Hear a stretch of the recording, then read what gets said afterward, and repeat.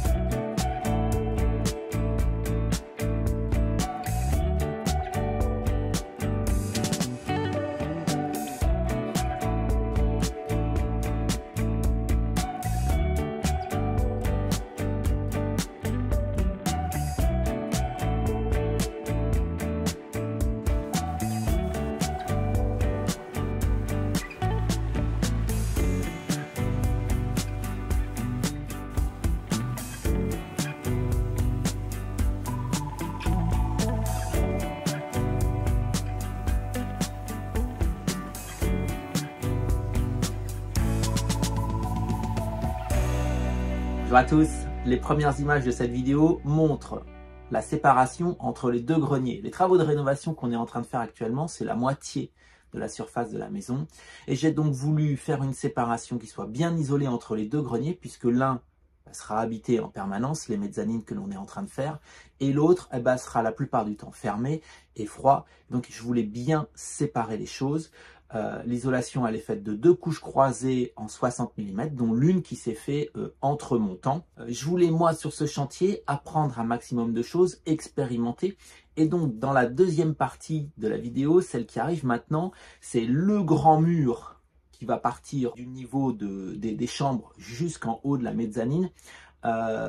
Presque 3,50 m de haut, il me semble, et un mur irrégulier, un mur avec des décrochés, un mur qui n'est pas droit. C'était compliqué et j'ai voulu expérimenter quelque chose qui est une méthode un peu plus, on va dire, habituelle dans la rénovation, qui est l'utilisation des fourrures type placo-plâtre avec des appuis intermédiaires que l'on peut mettre sur le mur et de fixer, comme pour la première cloison d'ailleurs, l'isolant sur le mur entre les appuis intermédiaires. Ça me paraissait être une méthode intéressante qui permettait de reprendre différents points d'appui au niveau du mur, de pouvoir me refixer au niveau du rampant qui lui est déjà fait, avec, étant donné qu'on est sur un mur extérieur, la mise en place d'une membrane par vapeur et donc tout un système d'étanchéité avec ses appuis intermédiaires. Pour tout vous dire, je ne suis pas extrêmement fan de ce système. J'ai trouvé ça lourd à mettre en place. J'aurais très largement préféré refonctionner avec un système comme la première cloison, sauf que ça posait un problème, les murs n'étant pas droits. J'aurais eu une première couche d'isolant plaquée sur le mur, une deuxième couche qui se serait retrouvée entre les montants si j'avais travaillé avec du bois.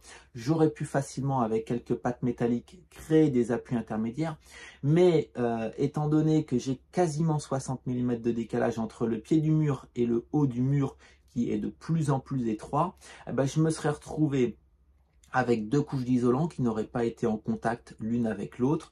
Et donc, c'était pas forcément très simple à mettre en œuvre.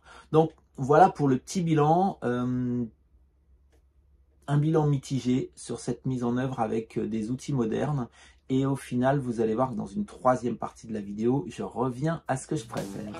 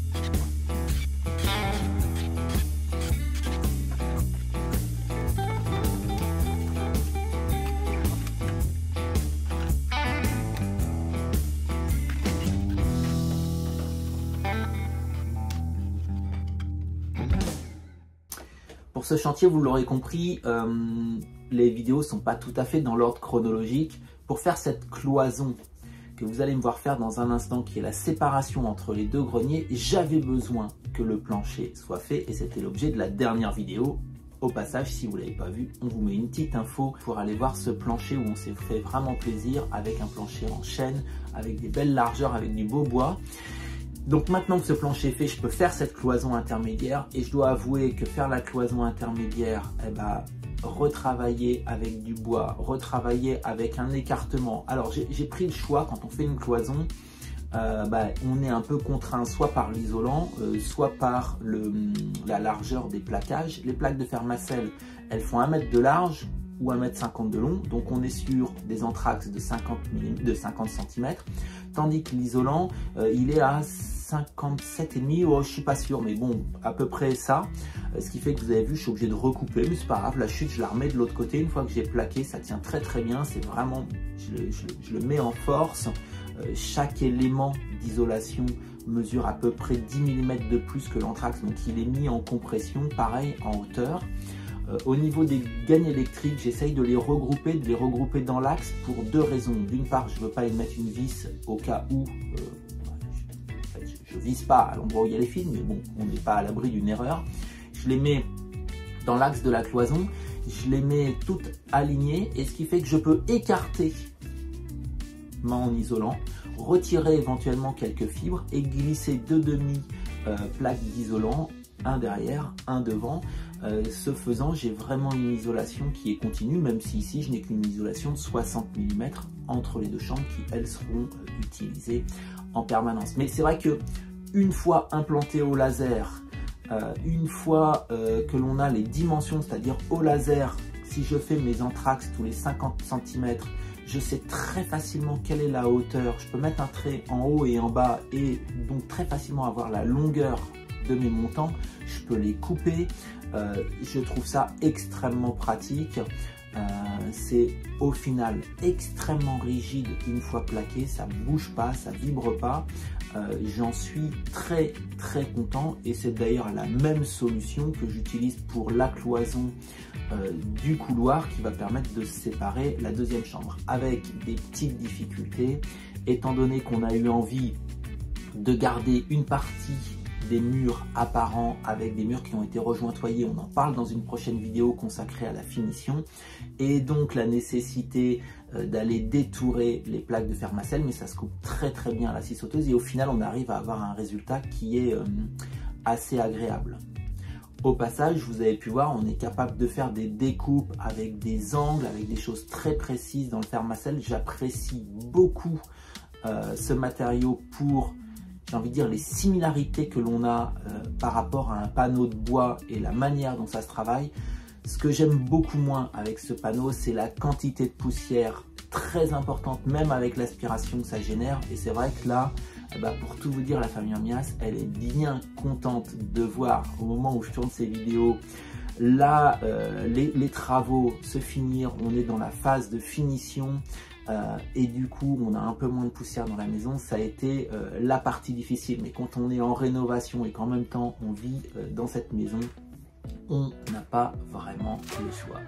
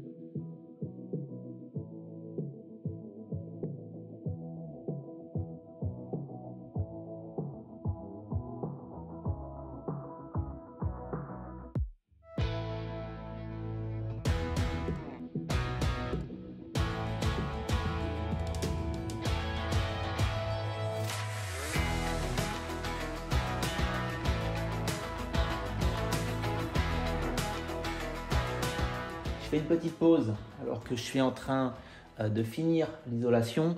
C'est un peu galère là-haut, il faut passer les fils au milieu. Pour vous mettre en garde, ici, alors j'ai choisi de travailler avec mon ancienne scie circulaire Mafel, même si elle met des lames que de 160, ce qui fait que j'ai du mal à couper sur toute la hauteur, mais elle a une meilleure évacuation de la poussière. Ça fait énormément de poussière, même si là, elle est complètement engorgée. Tout simplement parce que c'est quelque part plus facile de voir un capot basculant qui ne revient pas à sa place que dans le cas de la scie plongeante Bosch. Eh ben, des copeaux, enfin de la poussière de laine de bois qui s'accumule et qui fait que la lame, eh ben, elle ne va sortir que de quelques millimètres. On ne le voit pas, et quand on pose sur un plancher ou quand on pose sur le rail, on attrape. Ici, eh ben, c'est peut-être pas une scie plongeante, mais on voit très facilement lorsqu'elle est engorgée, et donc on fait attention. Un petit nettoyage s'impose et j'y retourne.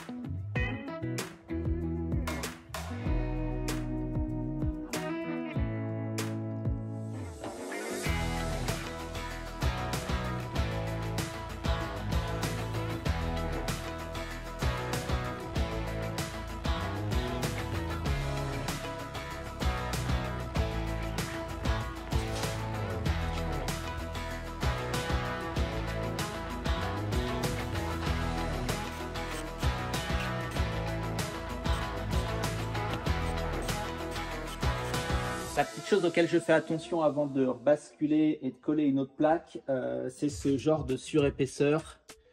C'est tout bête, mais étant donné que j'ai vraiment une structure qui fait 60 et un isolant qui fait 60, si j'ai des petits morceaux qui dépassent, je me retrouve avec des plaques qui sont en porte-à-faux.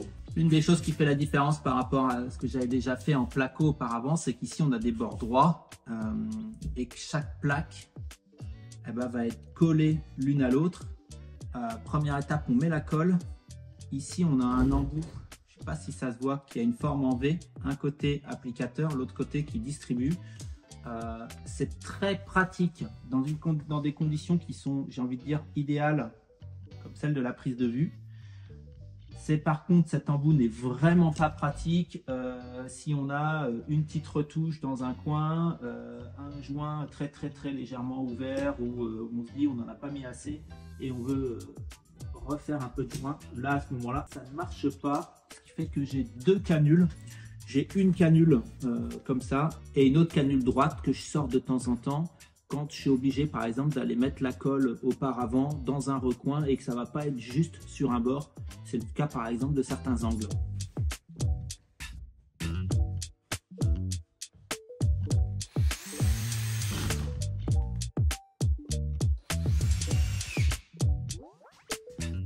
Vous venez de voir ici, au moment où j'ai vissé, un petit moment de recul quand on visse la plaque avant d'attaquer le support derrière. Je trouve l'avantage d'avoir des montants en bois, c'est qu'on a beaucoup moins ce mouvement de recul qui a tendance à faire sortir la colle. Donc une très nette préférence pour moi au niveau des montants bois sur cette expérience acquise au cours de ce chantier.